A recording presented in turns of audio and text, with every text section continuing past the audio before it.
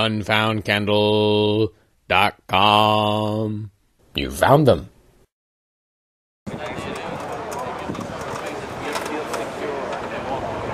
Is that a thing? It feels like a check. That's weird. You don't.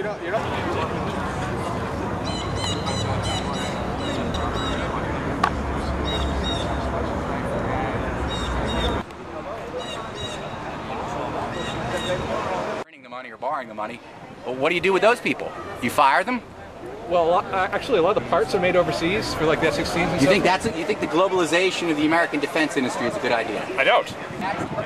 Okay, so although the union issue is big today, people are putting other things on the agenda. They're having to pull out the rug from everybody. What are the rich people really concerned about? We're at the State House in Concord, New Hampshire. Federal Reserve. What does it matter? Once it's under public ownership. Yeah.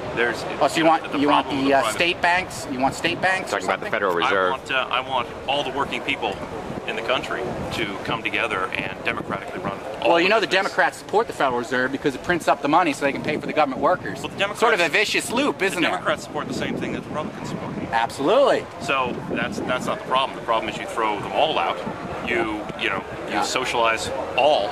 Socialize? Wait a minute. Absolutely. Really? Absolutely. Okay, so where are you getting the money from again if you're going to socialize?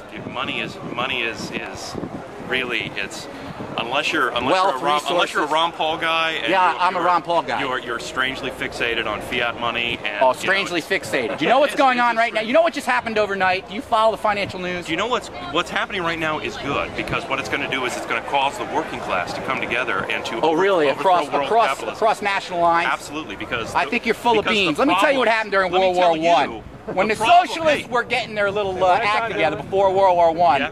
And when the rich people got the World War I working cooked class up, guess passed what? a law to take them all and put them into prison. Every member of the working class supported their national government and their nation state. No.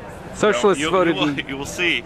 Yeah, yes, come on, man. You don't know your history. In Germany, didn't the socialists vote for rearmament and for... We would have had, after, I'm talking about before. A couple more years, we would have had a socialist president had they not taken the people who were supporting the unions and those people who were supporting the unions working together. What do you think about immigration? Communist Party. What is immigration? The whole idea of national borders is an idea that goes back to the 19th century. Oh, really? Yeah. Treaty of Westphalia, 1648, the whole nation-state system. You're just going to say, oh, well, we just, these people were just sort of crazy. It was just a claptrap idea to have nation-states. I'm not an anarchist. Can you have democracy?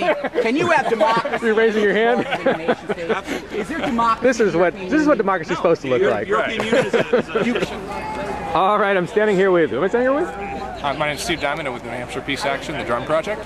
Okay, cool. And now, when I came out here earlier, I looked at this thing and I thought that the Air Force was here.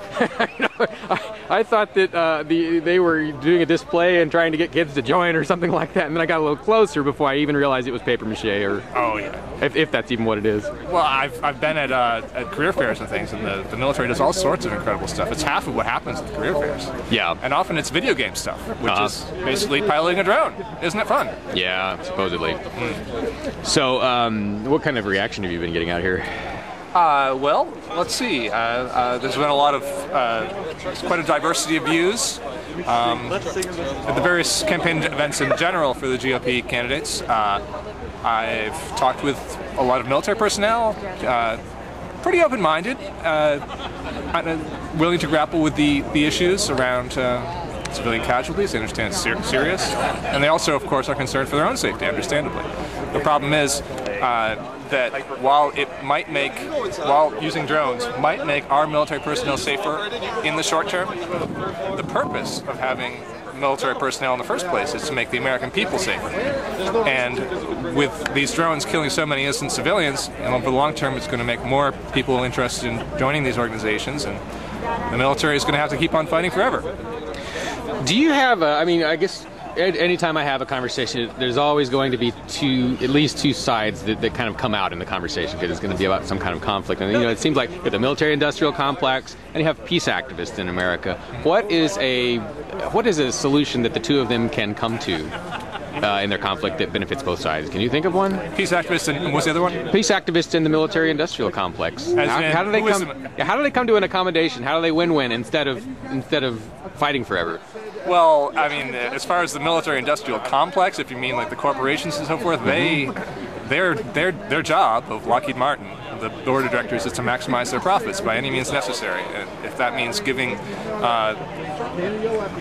lobbying the Obama administration to give away weapons like F-16s recently to Indonesia, or weapons to dictators like in Bahrain and Saudi Arabia and all sorts of other countries, that's good for the bottom line.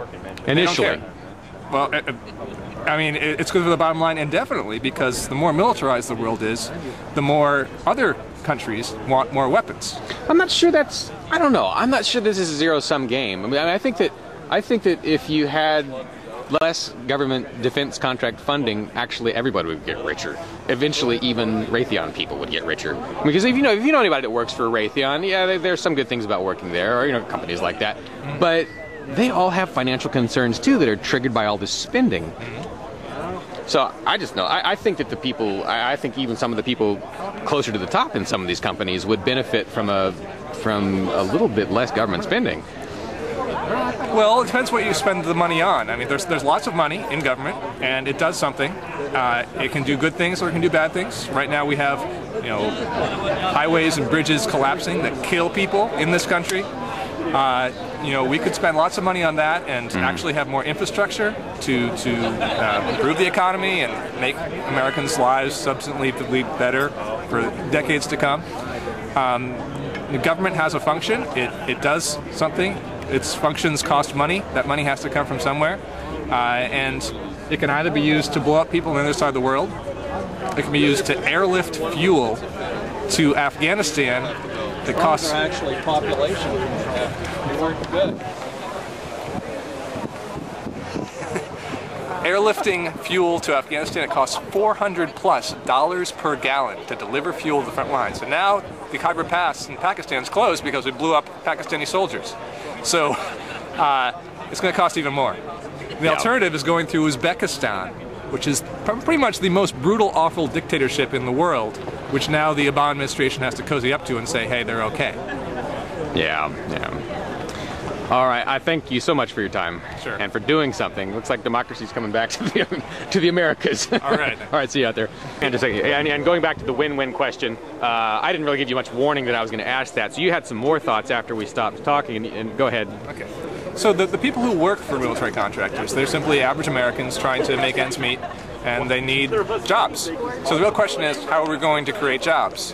And works programs to improve our infrastructure, to produce our own energy, which was for instance, what Obama said about the green economy. Where did that go? It's time for that.